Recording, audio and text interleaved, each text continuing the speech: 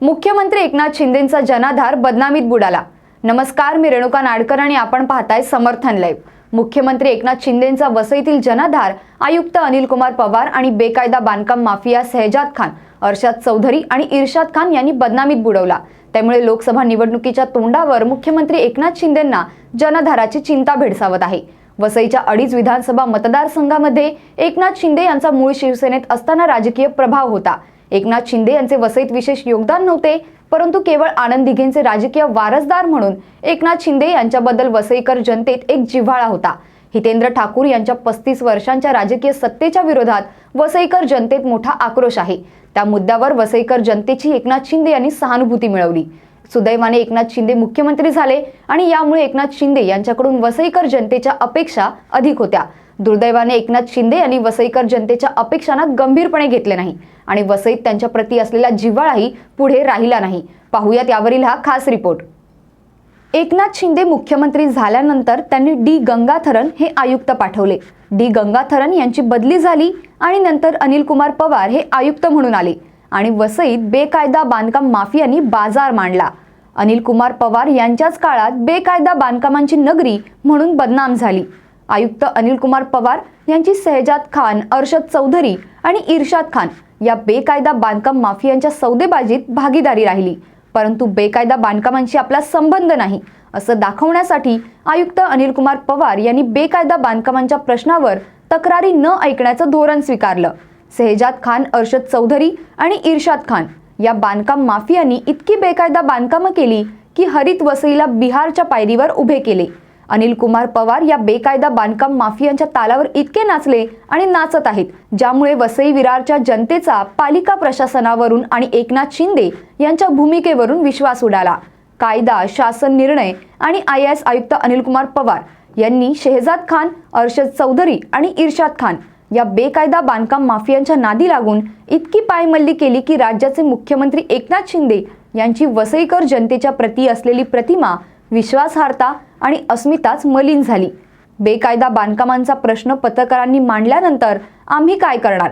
शहजाद खान, अरशद चौधरी आणि इर्शाद खान हे थेट मुख्यमंत्री कार्यालयातून फोन करतात अशी नकार घंटा वाजवून महापालिकेच्या आयुक्तांनी, उपायुक्तांनी, सहाय्यक आयुक्तांनी, अतिक्रमण विभागाच्या प्रमुखांनी शहजाद खान, अरशद चौधरी आणि इर्शाद खान या माफियांनी बांधलेल्या बेकायदा बांधकामांना उघडपणे अभय दिले।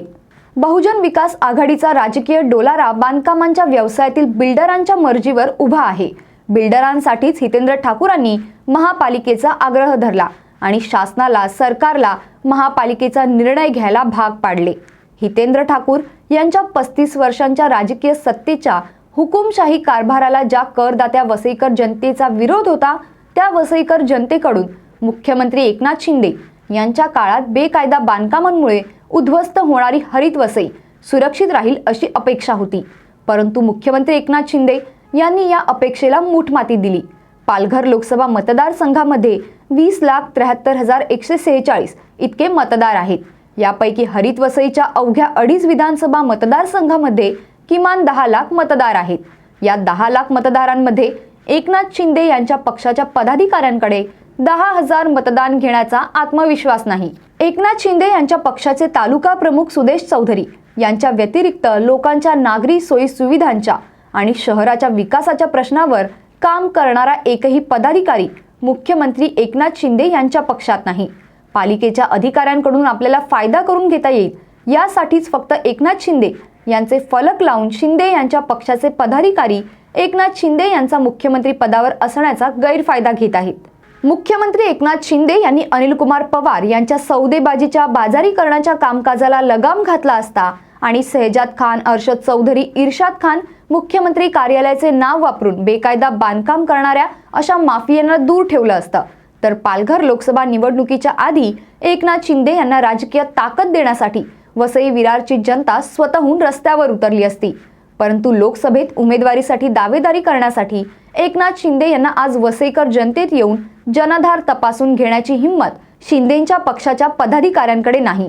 एकूणच वसई विरार महापालिकेचे IAS दर्जाचे आयुक्त अनिल कुमार पवार आणि शहजाद खान, अरशद चौधरी, इर्शाद खान या बेकायदा माफियांनी मुख्यमंत्री एकनाथ शिंदे यांची बेकायदा बांधकामातून धंदा करण्यासाठी जी बदनामी केली त्यामुळे वसईकर जनतेच्या लेखी असलेल्या एकनाथ शिंदे यांचा जनाधार संपुष्टात आला आहे।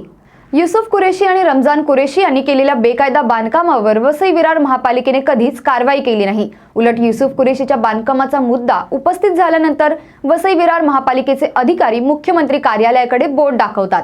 युसुफ कुरेशी आणि रमजान कुरेशी यांची ही बेकायदा बांधकामे अद्याप जोरात सुरू आहेत। यावर मुख्यमंत्री एकनाथ शिंदे काय कारवाई करतात हे पाहणे आता महत्त्वाचे ठरणार आहे। अशाच विविध विषयांवरील सविस्तर तपशील जाणून घेण्यासाठी समर्थन लाईव्हला सबस्क्राईब करा आणि बेल बटन दाबा। धन्यवाद।